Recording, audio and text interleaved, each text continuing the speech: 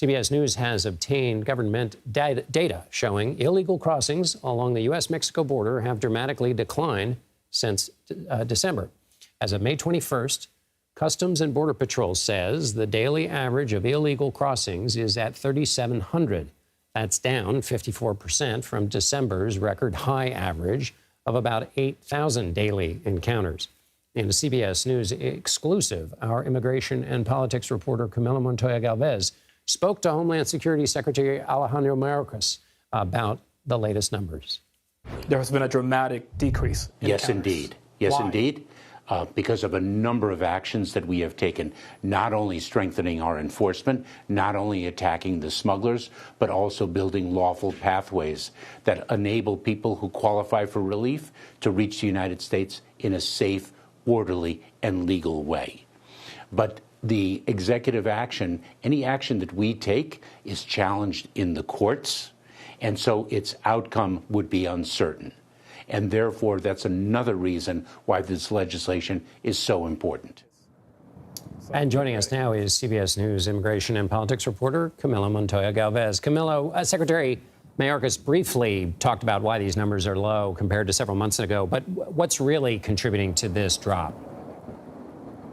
Hi, John. Biden administration officials, including Secretary Mayorkas, would like to argue that their policies are driving this massive drop in illegal crossings here at the U.S. Mexico border. And that may very well be playing a role, John, but it is not the only catalyst behind this massive change here at the border. Just in December, 250,000 migrants were crossing into the U.S.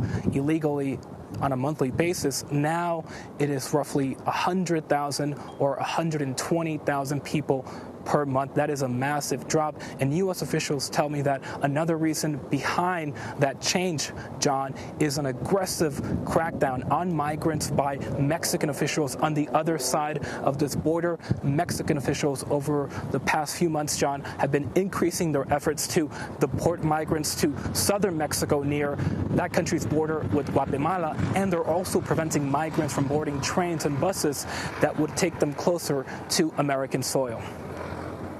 The secretary also mentioned legislation. What he's talking about is on Thursday, Senate Republicans blocked the bipartisan border security bill that was a kind of bipartisan bill that was inching along. It didn't make it the first time. It's now been blocked again. You asked the secretary about that. Let's listen. Congress, as you know, has not passed any significant reform to the immigration system since the 1990s, before I was born, actually. Why do you think Congress has been unable to deal with an issue that most people agree is broken and dysfunctional?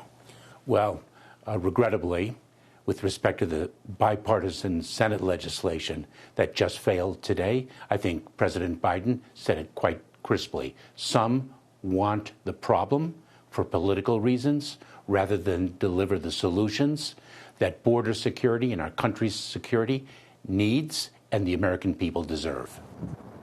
So why'd they bring up the vote if they knew they was going to fail, Camilo? Well, John, I think Democrats and the White House, for that matter, recognize that immigration is a very tricky political issue for them.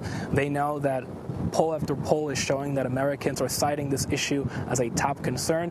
And immigration is also, after all, John, one of President Biden's worst polling issues heading into his re-election campaign. And so the White House and Democrats are trying to go on the political offensive on this issue, trying to accuse Republicans of playing political games on this issue instead of trying to fix it and compromising with Democrats on a deal in Congress. They believe that Republicans just want to use this issue, John, to undermine President Biden's chances of winning re-election. And as you and I have talked about many times before, but it's worth making this line clear again, and Secretary Mayorkas mentioned it, the difference between what can be done with an executive action, and you've reported that the White House is considering some more of those, but there's only so much a president can do, which even Donald Trump learned. There's a requirement for legislation. Remind people of what that bright line is.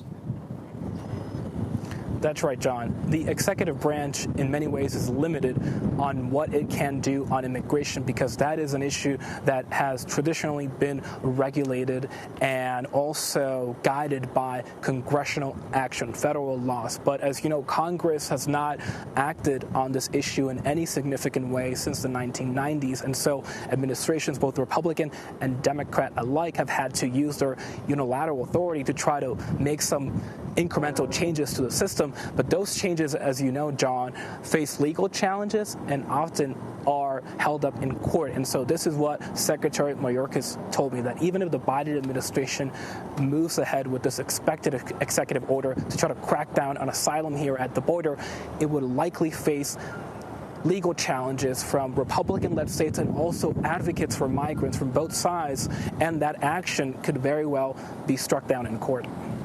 Camilo Montoya-Galvez in El Paso, Texas. Thank you, Camilo.